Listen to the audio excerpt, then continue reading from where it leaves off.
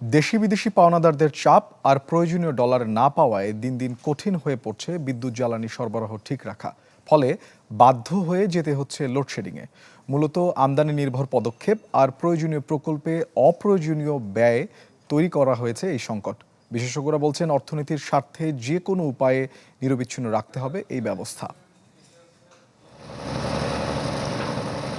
দেশে স্থানীয়ভাবে সবচেয়ে বেশি গ্যাসের যোগান দেয় মার্কিন কোম্পানি শেভরন হবিগঞ্জের এই বিবিয়ানা ক্ষেত্র থেকে। গেল 12 সেপ্টেম্বরও যার পরিমাণ ছিল 100 কোটি ঘনফুটের ওপরে। আর এই গ্যাস কিনতে প্রতি মাসে সরকারের ব্যয় হয় অন্তত $4 কোটি। কিন্তু দীর্ঘদিন ধরে সংকট থাকায় 10 সেপ্টেম্বর পর্যন্ত বকেয়া পড়ে গেছে $22.5 কোটি। চাহিদা মেটাতে 2018 সাল থেকে শুরু হয় এলএনজি আমদানি। সেখানেও সময়মতো পরিশোধ করতে না পারায় যোগানদাতা প্রতিষ্ঠানগুলোর কাছে দায় ঠেকেছে অন্তত $50 কোটি। সব মিলিয়ে দেশে এবং বিদেশে কেবল গ্যাস বাবদ বকেয়া দাঁড়িয়েছে $72 কোটি উপরে। সরবরাহ এবং দামের ঝুঁকি সেটা নেয়ার ক্ষমতা আসলে বাংলাদেশ ইকোনমি ছিল না। এইগুলোকে ম্যানেজ করে এগিয়ে যাওয়াটা খুবই একটা চ্যালেঞ্জিং কাজ।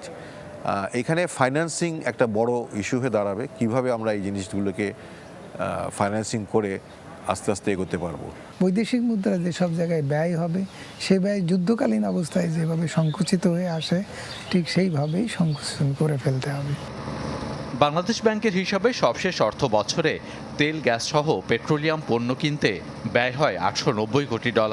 সেই টাকাও পুরোপুরি পরিশোধ করতে না পারায় পেট্রোলিয়াম কর্পোরেশন বিপিসির কাছে 7 বিদেশি কোম্পানি পাবে $54 কোটি। তেল গ্যাসের বাইরে কয়েক বছর ধরে ভারত থেকে বিদ্যুৎ আমদানির পেছনেও ব্যয় বেড়েছে বড় আকারে। ফলে সে দেশের প্রতিষ্ঠান আদানির কাছে বাকি পড়ে গেছে $80 কোটি। সব মিলিয়ে বিদ্যুৎ জ্বালানিতে এখন বিদেশি মুদ্রায় বকেয়া $206 কোটি উপরে। এছাড়া স্থানীয় সরবরাহকারীদের কাছে টাকার অঙ্কে বকেয়া অন্তত 30,000 কোটি। সব মিলিয়ে পাওনাদারদের বহুমুখী চাপে এখন দিশেহারা সরকার।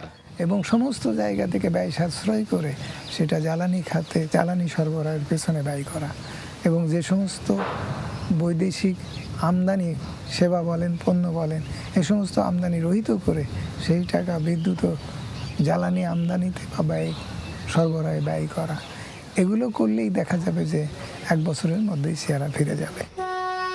বিশাল এই বকেয়ার চাপে তাই নিরবিচ্ছিন্ন জ্বালানি এবং বিদ্যুৎ সরবরাহ নিয়ে সুখবর দিতে পারছে না অন্তর্বর্তী সরকার। ইকবাল আহসান, চ্যানেল 24, ঢাকা। সর্বাধুনিক প্রযুক্তি ও সেরা মানের উপাদানে তৈরি আরএফএল চেয়ার, ক্ষমতার নয় সমতার চেয়ার।